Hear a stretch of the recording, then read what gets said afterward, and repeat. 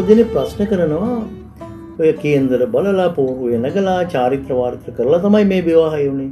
ඒ වුණාට දැන් ඔන්න ප්‍රශ්න ඇති වෙලා තියෙනවා කියලා. ඒ කියන්නේ පොරොන්දම් බලලා විවාහ පරීක්ෂා කරලා නැකත් බලලා පෝරුවේ නැගලා කරන විවාහ අසාර්ථක වෙන්න පුළුවන්ද කියලා ගැටලුවක් තියෙනවා. ඇත්ත වශයෙන්ම අසාර්ථක වෙන අවස්ථා එන්න පුළුවන්. සාමුලින් අසාර්ථක වෙනවා කියන එක නෙවෙයි. හේතුව මේ කේන්ද්‍රවලම සටහන් වෙන අපිට ඉන්න නරක කාලවල පිළිබඳව. සමහරවිට සෙනසුරුගේ ඉරාෂ්ට්‍ර කපල කාලය වගේ කාලවල සීමාවල වල ප්‍රියංගෙන් වෙන්නීම, චිත්ත පීඩා ඇතිවීම, ශරීර සෞඛ්‍ය පිළිබඳ ගැටලු, විවාහ ගැටලු වගේ දේවල් ඇති වෙන්න පුළුවන්. ඒක නිසා එවැනි කාලයක් හඳුනා ගැනීම වැදගත් වෙනවා. බාහිර වශයෙන් පේන්න පුළුවන් මහත්ය නැත්තම් නෝනගේ බිරිඳ නැත්තම් සෙමගේ වැරද්දක්. වැරද්ද නිසා එපා වීම. එපා වීමක් නිසා දික්කසාදය දක්වා යන්න ඕන කියන කඩිමුඩිය ගන්නා වූ තීරණ අපිට පේනවා. දැන් අපි දන්නවා අපි අත්තල මුත්තල දිහා බලනකොට ඒගොල්ලෝ විවාහ වෙලා සමහරවිට විවාහ සහතිකයක් නැහැ. පෝරුවේ නැගලා තියෙනවා.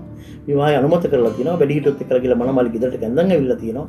සමහරට කෘෂිකර්මයෙන් තමයි ජීවත් වෙලා තියෙන්නේ. දරුවෝ සමහරට 8ක් 10ක් ඉන්නවා. හොඳ සැනසිලිදායක ජීවිතයක් ගත කරලා තියෙනවා. ඒගොල්ලෝ ජීවිත කාලේ පුරාම ප්‍රශ්නයක් නැතුව ඉන්න හිටියා කියලා කියන්න බෑ. අතන මගදී ප්‍රශ්නේ එන්න ඇති.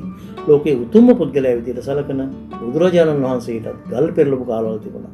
නිന്ദා අපහාස කරපු කාලවල තිබුණා. අන්න ඒ නිසා මේ අෂ්ටලෝක ධර්ම චක්‍රය අනුව නිന്ദා ප්‍රශංසා දුක සැප කරේ කියලා එනවා. එතකොට ඒක පොරොන්දු මේවකදක් කියලා හිතන්න එපා. එවැනි අවස්ථාවවලදී මේ කේන්ද්‍රයේ තියෙන ග්‍රහ දෝෂය මොකක්ද? එහෙම නැත්නම් අකුසල කර්ම විපාකේ මොකක්ද කියලා හොයාගෙන ඒකට පිළියම් කරලා මේ තත්ත්වය සමනය කරගන්න පුළුවන්. සමහර වෙලාවට අපි අත්දැකීමෙන් දන්නවා එවැනි ප්‍රශ්න ආපුවාම ඒ ප්‍රශ්නේ ග්‍රහයාගේ බලපෑම් කරන කාලය ඉවර වෙනකොට නිකම්ම අවසන් වෙලා යනවා. නිකම්ම සමහරට අසමගිය සමගි තත්ත්වයටපත් වෙනවා. ඒ අවාසනාව වාසනාව පැත්තට පෙරලෙනවා. ඒ හින්දා ඉවසීමෙන් කටයුතු කරන්න ඕනේ. විවාහ ජීවිතයේදී අතරමඟදී ප්‍රශ්න ඇති වෙන්න පුළුවන්. පොරොන්දම් ගැලපෙනා ගියුණත් ඉතින්දී අපිට කේන්ද්‍රයේ පරීක්ෂා කරලා බලලා අදාළ විසඳුම් ලබා ගන්නත් සැනසිලිදායක ජීවිතයක් බවට නැවත පරිවර්තනය වෙන්නත් අවස්ථාව තියෙන බවයි ඔබට කියන්න තියෙන්නේ.